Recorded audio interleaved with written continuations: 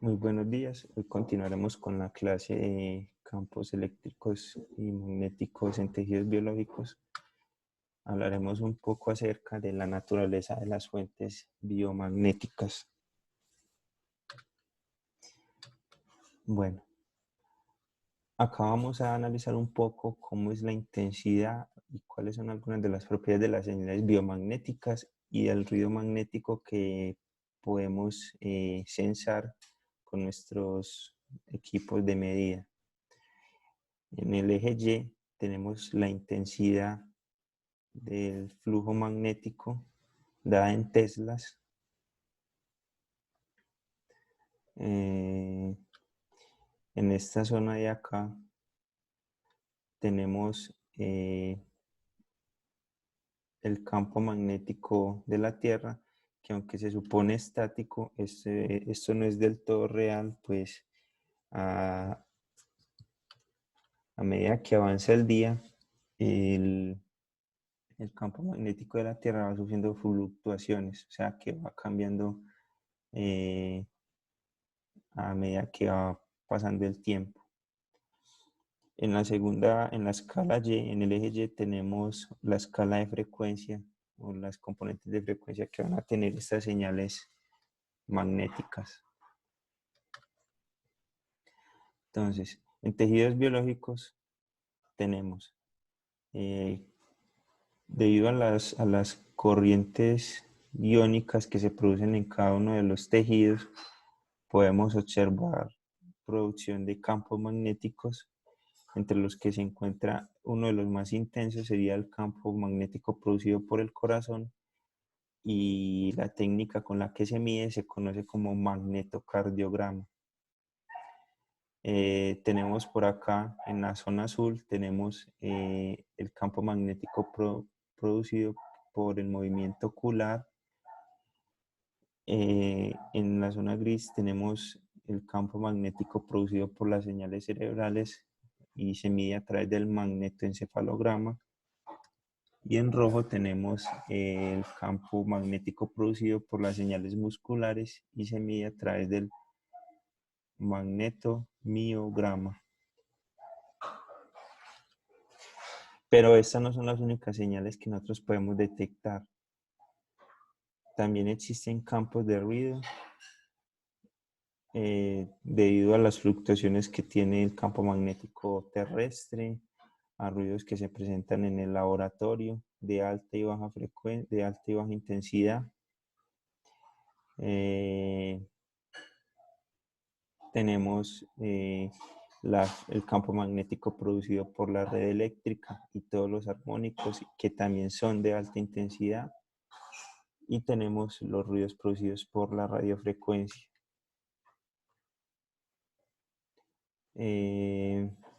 Algunos de los equipos que se utilizan para medir campo magnético miden el campo magnético en estos rangos. Por ejemplo, los gaussímetros comerciales miden el campo magnético en este rango. Entonces estos campos magnéticos no son capaces de detectar las señales biomagnéticas. Pero hay otros equipos como el equipo SQUID, el magnetómetro SQUID, el cual nos permite medir a partir de esta zona en intensidad magnética y estas frecuencias. O el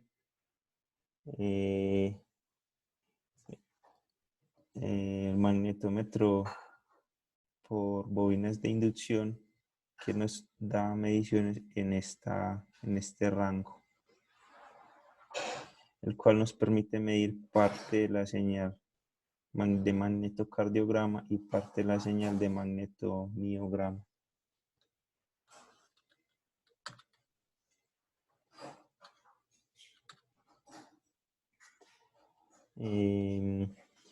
La forma en que se mide el campo magnético es a través de el uso de unas bobinas de inducción, las cuales permiten medir ese campo magnético producido por el tejido biológico, y como su nombre lo indica, este campo magnético desarrolla una inducción sobre la bobina que se traduce en una corriente eléctrica que luego se mide a través de un equipo de medición de potencial.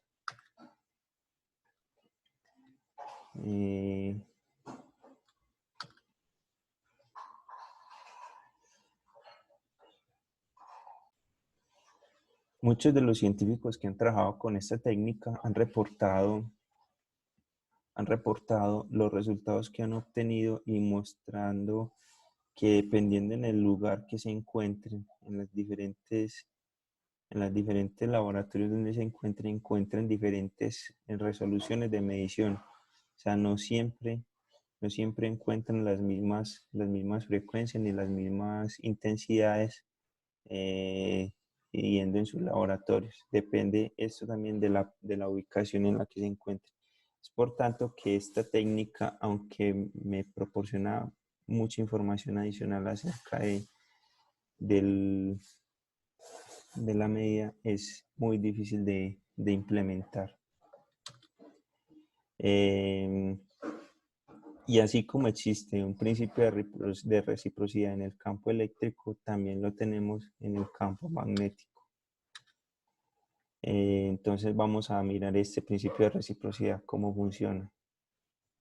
Entonces, así como teníamos en el campo eléctrico un volumen conductor al cual le imprimíamos una corriente de 1 amperio, y a partir de estas dos derivaciones eléctricas aparecía un mapa de potenciales que venía acompañado de un campo eléctrico de la derivación asociado a una corriente, a un campo eléctrico, perdón, un campo de derivación, un campo de corrientes de derivación. En este nosotros podíamos encontrar las componentes de las fuentes bioeléctricas a través de este campo bioeléctrico, de este campo de derivación. En el caso magnético, nosotros tenemos colocado acá los electrodos. Vamos a inducir una corriente sobre la bobina. Esa bobina nos va a producir un campo magnético que a su vez va a generar un potencial escalar magnético sobre el volumen conductor. Ese campo magnético, ese potencial magnético va a estar relacionado con unas líneas de campo magnético que van a atravesar cada uno de los en este caso se llaman magnodos.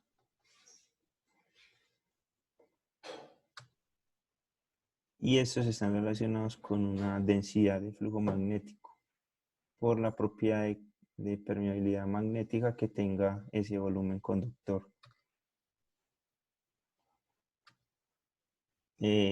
A su vez, nosotros sabemos que el campo magnético y el campo eléctrico están relacionados a través de una función de rotacional, es decir, que donde aparece un campo eléctrico, un campo magnético lineal, podemos encontrar un campo eléctrico rotacional. De tal manera que si relacionamos esto con la conductividad del volumen conductor, podemos encontrar el campo de derivaciones magnético.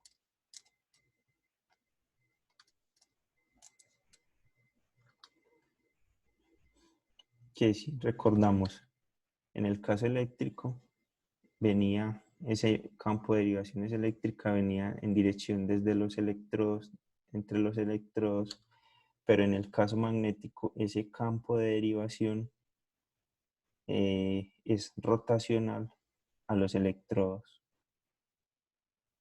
Entonces, esto nos informa que para una misma ubicación, tanto de los electrodos como de los magnodos, yo voy a tener, en este caso, voy a tener esta información en dirección del campo de derivación eléctrica de la fuente, pero si en este caso acá tuviera la fuente, JI, la información que obtendría sería en la dirección del campo de derivación. Por tanto, con el campo eléctrico encontraría con la derivación eléctrica encontraría esta información y con la derivación magnética encontraría otra información que al unir las dos me dan la información completa de la fuente. En resumen, estas son algunas de las ecuaciones utilizadas para la medición de campo eléctrico y magnético en los tejidos biológicos.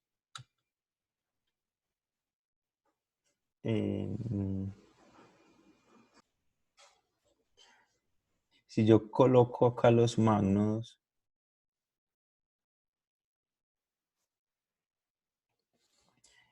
observen que aparece una línea central a través de la cual rotan todos los vectores, que en este plano sería este punto y en este plano sería este punto. A medida que yo me alejo de ese punto, voy a empezar a tener mayor intensidad de ese campo de derivación que se refleja en la densidad de líneas de campo que aparecen en esa dirección.